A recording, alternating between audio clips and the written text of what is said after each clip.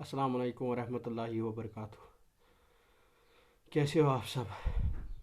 आज का वीडियो जो है वो है सुल्तान सलाहुद्दीन अय्यूबी का रियल स्टोरी है ये। तो आप भी देखो और हम भी देखेंगे। तो अच्छा लगेगा तो लाइक करना, शेयर करना, कमेंट करना ना भूलिए। तो चलिए शुरू करते हैं आज की वीडियो। दोस्तों, आप में से कुछ लोग ज़रूर ऐसे होंगे कि जो इस्लाम के इतिहास में सलाहुद्दीन अय्यूबी जैसे इंसान की अहमियत को बखूबी जानते होंगे, लेकिन ज़्यादातर लोगों की तादाद ऐसी होगी कि जो इस महान शख्स से भी वाकिफ़ नहीं होंगे। और उसकी सबसे मेन वजह यही है कि आज हमारी नई जनरेशन्स ने अपना हीरो आयरन मैन, सुपरमैन और बैटमैन जैसे बड़े बड़े फर्जी करैक्टर्स को बना रखा है, जिनका असल में इस दुनिया में कोई वजूद भी नहीं है। हालांकि वो अपनी तारीख के उन बड़े करैक्टर्स को भूल गए हैं कि जिनकी बदौलत मुसलमानों ने आज इस दुनिया में अपने वजूद को बाकी रखा हुआ है। दोस्तों, फिलिस्तीन के यरूशलेम में मौजूद मस्जिद अक्सा, जिसे हम बैतुल मक़दिस के नाम से भी जानते हैं, वो दुनिया की इकलौती ऐसी जगह है कि जिस जगह पर 3 धर्मों के मानने वाले लोग अपना अपना हक जताते हैं। यानी मस्जिद अक्सा एक ऐसी जगह है कि जो ईसाई धर्म में भी बहुत ज़्यादा अहमियत रखती है, वहीं दूसरी तरफ यहूदी भी उसे अपनी अहमियत देते हैं, और तीसरी तरफ इस्लाम के मानने वाले लोग भी बहुत ज़्यादा उसे अपना समझते हैं। और बैतुल मुक़द्दस को इस्लाम का दिल माना जाता है। उसकी वजह यह है कि बैतुल मुक़द्दस इस्लाम का क़िबला अव्वल है, यानी काबे से पहले उसी की तरफ मुँह करके नमाज अदा की जाती थी। और यही वजह है कि इस्लाम में बैतुल मुक़द्दस को इतनी ज़्यादा अहमियत दी गई है। यानी इस्लाम में काबे के बाद अगर सबसे बड़ा मर्तबा किसी इमारत का समझा जाता है तो वो बैतुल मुक़द्दस ही है। बैतुल मुक़द्दस से 3 मजहबों की अकीदत के जुड़े होने की वजह से ही हमेशा से ही मुसलमानों, यहूदियों और ईसाइयों के दरमियान इस पर अपना हक जताने के लिए जंगें होती आई हैं। और ये कभी यहूदियों के हाथ में रहा, कभी ईसाइयों के, तो कभी मुसलमानों के भी हाथ में आया। लेकिन अफसोस आज ये मुसलमानों के हाथ से तकरीबन निकल चुका है। दोस्तों, आज की इस वीडियो में हम बात करने वाले हैं एक ऐसे ही बहादुर योद्धा के बारे में कि जिसने बैतुल मुक़द्दस को फतह किया था, और उस शख्स को दुनिया सुल्तान सलाहुद्दीन अय्यूबी के नाम से जानती है। सबसे ज़्यादा हैरत की बात यह है कि सुल्तान सलाहुद्दीन अय्यूबी को जितनी इज्जत की निगाहों से मुसलमान देखते हैं, उतनी ही इज्जत की निगाहों से गैर मजहब यानी ख़ास तौर से ईसाई के लोग भी देखते हैं। हालांकि हम सब लोग बखूबी जानते हैं कि सुल्तान सलाहुद्दीन अय्यूबी ने बैतुल मुक़द्दस को ईसाइयों से ही फतह किया था, यानी ईसाइयों से छीना था। उसके बावजूद भी आखिर ऐसी क्या वजह है कि सुल्तान सलाहुद्दीन अय्यूबी को ईसाई भी बड़े ही इज्जत की निगाह से देखते हैं? तो चलिए आज की इस वीडियो में हम इन तमाम बातों पर बात करेंगे। वीडियो को शुरू करने से पहले बस मेरी छोटी सी गुजारिश है कि जो लोग चैनल पर नए आए हैं तो चैनल को सब्सक्राइब करते हुए साथ ही में बेल आइकन को भी दबा दें, और हमारी हौसला अफजाई के लिए हमारी वीडियो को ज़रूर लाइक किया कीजिए, ताकि इसी तरह की हिस्टोरिकल और नॉलेजेबल वीडियोज़ का ये सिलसिला हम जारी रख सकें। सुल्तान सलाहुद्दीन अय्यूबी की पैदाइश 1138 ईस्वी में हुई। आपका पूरा नाम सुल्तान सलाहुद्दीन यूसुफ बिन अय्यूब था। आपकी सल्तनत को अय्यूबी सल्तनत के नाम से जाना जाता है। आपकी सिपह सालारी में आपकी फ़ौज ने बहुत सारे इलाकों को फतह किया, और सबसे ख़ास बात यह है कि सुल्तान सलाहुद्दीन अय्यूबी को इस्लाम में इसलिए भी ज़्यादा अहमियत दी जाती है क्योंकि ये वो मुजाहिद थे कि जिन्होंने इस्लाम में काबे के बाद सबसे ज़्यादा अहमियत दी जाने वाली इमारत यानी बैतुल मुक़द्दस को जालिम ईसाइयों के हाथ से छीन कर फतह कर लिया था, और उस पर मुसलमानों की हुकूमत कायम कर दी थी। ईसाइयों ने मुसलमानों से जब बैतुल मुक़द्दस को छीना और बैतुल मुक़द्दस पर फतह हासिल की तो मुसलमानों पर जुल्म व सितम की हदें पार कर दी। बैतुल मुक़द्दस की कहानी शुरू होती है काफ़ी लंबे वक्त पहले से। हज़रत उमर फ़ारूक आज़म के दौर में मुसलमानों ने बैतुल मुक़द्दस को फतह कर लिया था, और उसके बाद तकरीबन 3 सदियों से ज़्यादा मुसलमानों के पास ही इसकी बागडोर रही। लेकिन फिर उसके बाद धीरे धीरे मुसलमान कमज़ोर पड़ने लगे। मुसलमान छोटे छोटे फ़िरक़ों में बढ़ गए, जिसका नतीजा ये हुआ कि उस वक्त की मुस्लिम सल्तनत जो कि सल्जूक सल्तनत थी वो कमज़ोर पड़ गई, और धीरे धीरे फ़िलिस्तीन, सीरिया जैसे इलाकों पर ईसाइयों ने कब्ज़ा करना शुरू कर दिया। और आखिरकार 1099 में ईसाइयों ने मुसलमानों से बैतुल मुक़द्दस को भी छीन लिया। मुसलमानों के हाथों से जब बैतुल मुक़द्दस निकल गया और वहाँ पर ईसाई जालिमों की हुकूमत हो गई तो पूरी इस्लामी दुनिया में मातम की लहर छा गई, کیونکہ یقیناً بیت المقدس کو اسلام میں بہت زیادہ اہمیت حاصل تھی۔ اگر ہم دوسرے لفظوں میں کہیں تو بیت المقدس اسلام کا ایک دل ہے، لہٰذا اسی وجہ سے ہر بندہ پریشان تھا کہ اب کیا ہوگا۔ عیسائیوں نے فلسطین میں لاکھوں مسلمانوں کا خون بہایا، چھوٹے چھوٹے بچے، بوڑھوں، عورتوں، کسی کو بھی نہیں بخشا، یہاں تک کہ حالت ایسی ہو گئی کہ فلسطین کے پوری زمین پر مسلمانوں کا خون ہی خون نظر آ رہا تھا۔ اس کے بعد کئی مسلم حکمرانوں نے لگاتار بیت المقدس کو فتح کرنے کی کوشش کی، لیکن ہزاروں شہادتوں کے باوجود بھی ہر حکمران ناکام رہا اور بیت المقدس پر مسلمانوں کو فتح نصیب نہیں ہو پائی۔ آخرکار ہمیشہ کی طرح وقت نے پھر سے انگڑائی لی اور پیدائش ہوتی ہے ایک ایسے شخص کی جس کا نام تھا نور الدین زنگی۔ نور الدین زنگی نے اپنی زندگی کا یہ مقصد بنا لیا تھا کہ چاہے کچھ بھی ہو جائے مجھے بیت المقدس کو فتح کرنا ہے، اور ان کے پاس ایک ایسا ممبر بھی موجود تھا جو انہوں نے یہ خواہش کر کے ہی بنوایا تھا کہ جب میں بیت المقدس کو فتح کروں گا تو اس مسجد میں اس ممبر کو نصب کروں گا، لیکن افسوس خدا تعالیٰ کو کچھ اور ہی منظور تھا۔ نور الدین زنگی کی فوج میں ایک عام سپاہی تھا جس کا نام تھا صلاح الدین ایوبی۔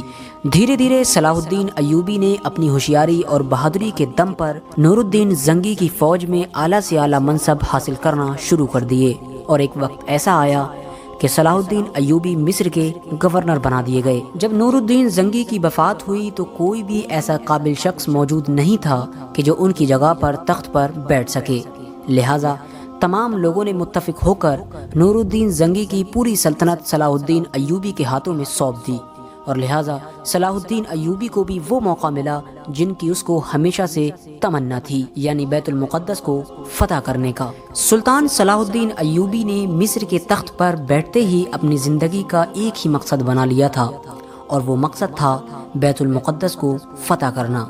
ان کے دماغ میں ہمیشہ یہی چیز چلتی رہتی تھی کہ کس طرح ہم اپنے آباء و اجداد کی اس چیز کو واپس لیں جو ہم سے چھین لی گئی ہے۔ اور سب سے بڑی حیرت کی بات یہ تھی کہ جس وقت سلطان صلاح الدین ایوبی کو تخت پر بٹھایا گیا ان کی عمر صرف 21 سے 22 سال تھی۔ اب آپ سوچ سکتے ہیں کہ ان کے اندر کتنی قابلیت موجود تھی۔ کہا جاتا ہے کہ جب صلاح الدین ایوبی مصر کے تخت پر بٹھائے گئے تو اس وقت مصر کے حالات بہت زیادہ خراب ہو چکے تھے، مسلمان چھوٹے چھوٹے گروپ میں بٹ چکے تھے، زناکاری اور شراب پینا بہت زیادہ عام ہو چکا تھا۔ اب سلطان صلاح الدین ایوبی کے سامنے بڑے بڑے چیلنجز تھے، انہیں جہاں ایک طرف بیت المقدس کو فتح کرنے کے لیے اپنے مشن کو آگے بڑھانا تھا تو وہیں دوسری طرف شراب اور زنا جیسے بری بری چیزوں سے بھی اپنی سلطنت کو چھٹکارا دلانا تھا۔ مصر کے حالات اس وقت ایسے ہو چکے تھے کہ ایک مسلمان اور غدار کو پہچاننا بڑا مشکل کام تھا، کیونکہ وہاں پر جہاں ایک طرف عیسائی مسلمانوں کے لباس میں گھس چکے تھے تو وہیں دوسری طرف عیسائیوں نے مسلمانوں میں ہی خرید و فروخت کر کے اپنے ایجنٹ لگا رکھے تھے، پتہ ہی نہیں چل پاتا تھا کہ کون اپنا ہے اور کون بیگانہ۔ اس دور کی عیسائی حکومت میں خوبصورت لڑکیاں اور شراب بہت زیادہ کارگر مانی جاتی تھی، یعنی ان لوگوں کا یہ معمول تھا کہ وہ جب بھی کسی ایسے انسان کو دیکھتے تھے کہ جسے دیکھ کر انہیں یہ محسوس ہوتا تھا کہ یہ دشمن ہماری ٹکر کا دشمن ہے یا ہم سے کہیں زیادہ مضبوط دشمن ہے، تو وہ اس کے خلاف شراب یا لڑکیوں کو استعمال کیا کرتے تھے۔ اور افسوس ان کی اس ناپاک سازش میں بہت سے مسلم حکمران پھنس بھی جایا کرتے تھے۔ دوستو، جب صلاح الدین ایوبی نے بیت المقدس کو فتح کرنے کا ارادہ کیا تو ان کے اس ارادے کی خبر بھی مسلم غداروں کے ذریعے سے مصر سے فلسطین پہنچ گئی، لہٰذا بیت المقدس کی جب عیسائی حکومت کو یہ پتہ چلا کہ صلاح الدین ایوبی نامی ایک مضبوط سپہ سالار پھر سے ان کی زمین پر قبضہ کرنے کے لیے تیاری کر رہا ہے تو ان لوگوں نے صلاح الدین ایوبی کے خلاف بھی وہی چال چلی جو وہ ہمیشہ سے چلتے آ رہے تھے، یعنی شراب اور لڑکیوں کا استعمال کرنا۔ مصر کی مسلمانوں کی حکومت کی فوج میں ہی ایک کمانڈر تھا جس کا نام تھا نازی۔ یہ دیکھنے میں تو بظاہر مسلمان تھا لیکن اندرونی طور پر پکا عیسائیوں کا ایجنٹ تھا۔ بیت المقدس کے عیسائیوں نے اس ایجنٹ کے ذریعے سے کئی بار یہ کوشش کی کہ صلاح الدین ایوبی کو شراب پلائی جائے، لہٰذا نازی نے اپنی طرف سے پوری کوشش کی کہ وہ صلاح الدین ایوبی کو شراب پلائے۔ کئی جگہ محفل میں اس نے پیشکش کی، لیکن صلاح الدین ایوبی نے اس کی اس چال کو اپنے سامنے ذرہ برابر بھی ٹکنے نہ دیا۔ صلاح الدین ایوبی نے کبھی بھی شراب کو پینا تو دور ہاتھ تک نہیں لگایا، لہٰذا نازی کو جب اس بات کا یقین ہو گیا کہ صلاح الدین ایوبی اس شراب کو کبھی ہاتھ نہیں لگائے گا، تو پھر اس نے ناکام ہو کر اپنا دوسرا والا فارمولہ اپنایا، اور وہ دوسرا والا فارمولہ تھا لڑکی کا فارمولہ۔ لہٰذا اس نے ایک رات ایک بہت زیادہ خوبصورت لڑکی کو اپنے کام کے لیے راضی کر لیا۔ اس خوبصورت لڑکی کو راضی کرنے کے بعد وہ نازی جنرل جو عیسائیوں کا ایجنٹ تھا، وہ حضرت سلطان صلاح الدین ایوبی کے پاس گیا اور اس نے سلطان سے کہا کہ سلطان، ایک لڑکی آئی ہے جو بہت دور سے سفر طے کر کے آئی ہے اور وہ آپ سے ملنا چاہتی ہے اور وہ بہت پریشان ہے۔ سلطان صلاح الدین ایوبی نے کہا اگر ایسی بات ہے تو بالکل اس لڑکی کو جلد از جلد اندر بلا لیا جائے، لیکن ظاہر ہے کہ نازی کے ارادے تو کچھ اور ہی تھے۔ نازی نے سلطان صلاح الدین ایوبی سے کہا کہ وہ لڑکی اس بات کی بھی ضد کر رہی ہے کہ وہ آپ سے اکیلے میں ملنا چاہتی ہے۔ یہ سن کر سلطان صلاح الدین ایوبی کے چہرے پر مسکراہٹ آ گئی، کیونکہ آپ سمجھ چکے تھے کہ یہ نازی جو اندرونی طور پر عیسائیوں کا ایجنٹ ہے، یہ آپ کو کس جال میں پھنسانا چاہتا ہے۔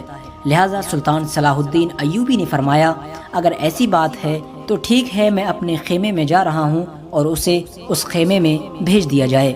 سلطان صلاح الدین ایوبی کی اجازت ملنے کے بعد اس غدار کمانڈر نے اس لڑکی کو یہ مشورہ دیا کہ تمہیں جا کر سلطان صلاح الدین ایوبی کے ساتھ غلط حرکتیں کرنا ہیں اور ان کو اپنی طرف مائل کرنے کی پوری کوشش کرنا ہے، اور ساتھ ہی اس سے یہ وعدہ کیا گیا کہ اگر تو سلطان صلاح الدین ایوبی کو ایک گلاس بھی شراب پینے کے لیے راضی کر لے گی تو تجھے وہ سب کچھ دیا جائے گا جو تیری مرضی ہوگی۔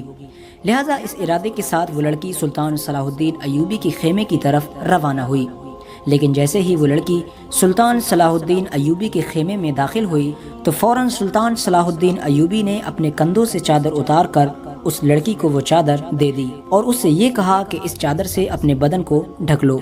یہ سنتے ہی وہ لڑکی اپنے اوپر بہت شرمندہ ہوئی۔ اس کے بعد سلطان صلاح الدین ایوبی نے بڑے ہی محبت کے ساتھ اس لڑکی سے یہ سوال پوچھا کہ اے لڑکی، تمہارے ماں باپ کون ہیں؟ یہ سن کر وہ لڑکی خاموش ہو گئی، کیونکہ ظاہر ہے کہ اسے یہ خبر نہیں تھی کہ اس کے ماں باپ کون ہیں، کیونکہ اس وقت عیسائی حکومت کے لوگ یتیم بچوں کو قیدی بنا لیا کرتے تھے، اور ان میں سے جو بھی خوبصورت لڑکیاں ہوا کرتی تھیں ان کی بچپن سے ہی اسی کام کے لیے پرورش کیا کرتے تھے۔ اس کے بعد وہ لڑکی سسک سسک کر رونے لگی اور حضرت سلطان صلاح الدین ایوبی سے کہنے لگی کہ ان لوگوں نے مجھے آپ کے ساتھ غلط کام کرنے کے لیے بھیجا تھا۔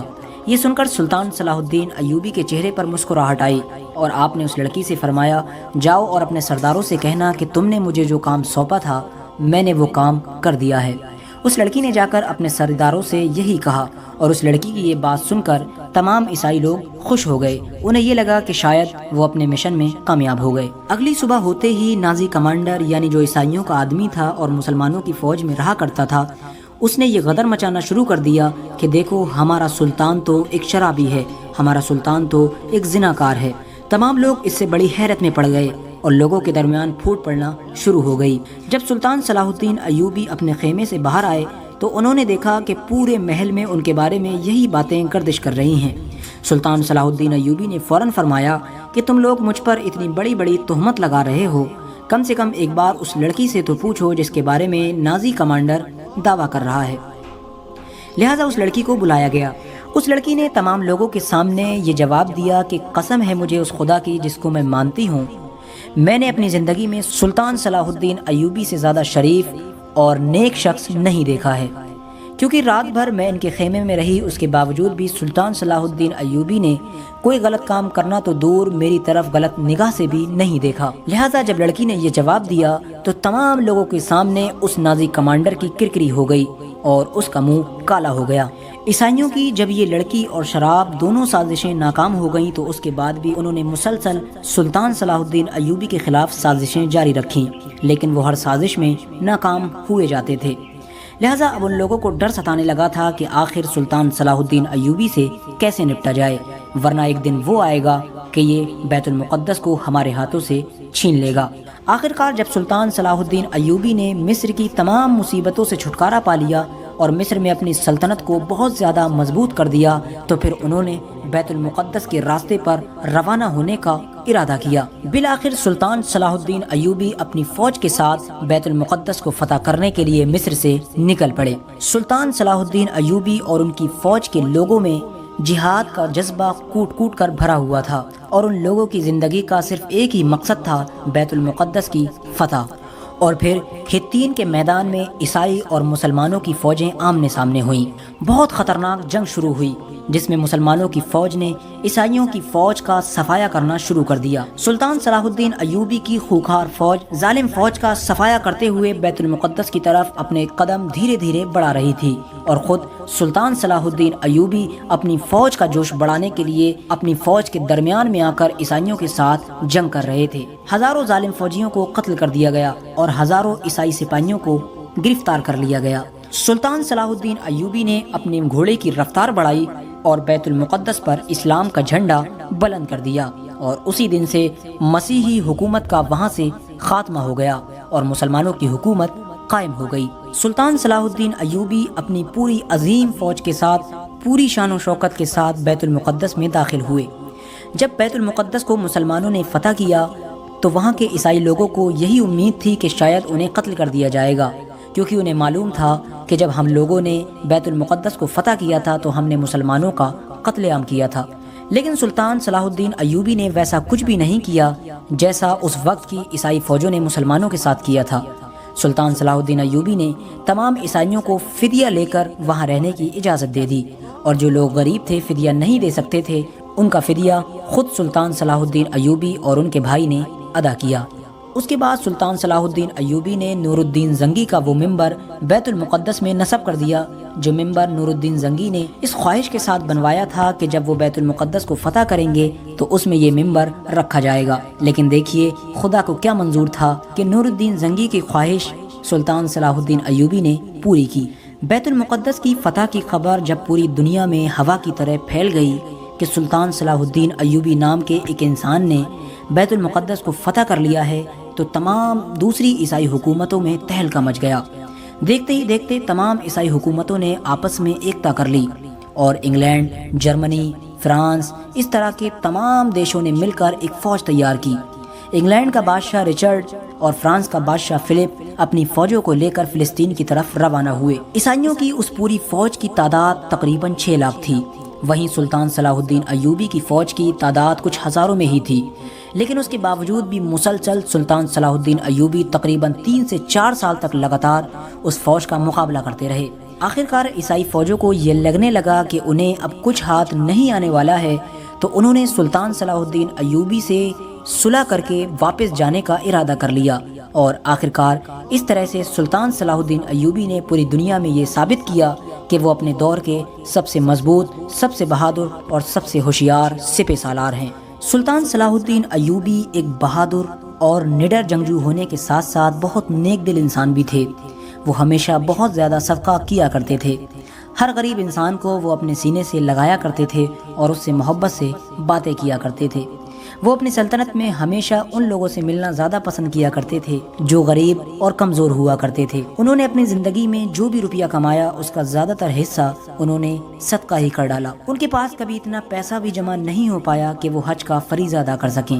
ان کی ہمیشہ سے یہ خواہش تھی کہ وہ ایک بار حج ضرور کریں، لیکن وہ جنگوں میں اتنا زیادہ مصروف رہے کہ انہیں اس چیز کا موقع بھی نہیں مل سکا، اور دوسری وجہ یہ بھی تھی کہ ان کے پاس اتنا پیسہ ہی جمع نہ ہو پایا کہ ان کے اوپر حج فرض ہو سکے۔ اب مسلم اور غیر مسلم ہر ایک سے برابری کے ساتھ ملا کرتے تھے، لہٰذا آپ کی یہ نرمی اور آپ کی یہ دریا دلی کی ہی وجہ تھی کہ تمام عیسائی لوگ بھی آپ کی آج بھی بہت زیادہ تعریفیں کیا کرتے ہیں۔ سلطان صلاح الدین ایوبی کی نیک دلی کا صرف ہم اس بات سے اندازہ لگا سکتے ہیں کہ جب آپ کی وفات ہوئی تو آپ نے اپنی نسلوں کے لیے وراثت میں کچھ بھی نہیں چھوڑا تھا۔ آپ کے مرنے کے بعد آپ کی وراثت میں صرف ایک گھوڑا، ایک تلوار، ایک زرہ، ایک دینار اور صرف 36 درہم تھے، اور ان تمام چیزوں کی قیمت ملا کر بھی اتنی قیمت نہیں بن پائی تھی کہ اس قیمت کے ذریعے سے آپ کی تدفین یعنی آپ کو دفنایا جا سکے۔ لہذا آپ کے دفنانے کا خرچہ بھی اس وقت کے خلیفہ نے اٹھایا تھا۔ اب آپ خود سوچ سکتے ہیں کہ جس شخص نے پوری زندگی بھر سلطنت کی، اس کے باوجود بھی اس نے اپنے لیے اتنا پیسہ بھی نہیں بچایا کہ جس پیسے کے ذریعے سے صرف اس کی تدفین ہی کی جا سکے۔ لہٰذا یہ تھے ہمارے اصل ہیرو کہ جن کی زندگی یقیناً ہمارے لیے ایک آئیڈل ہے۔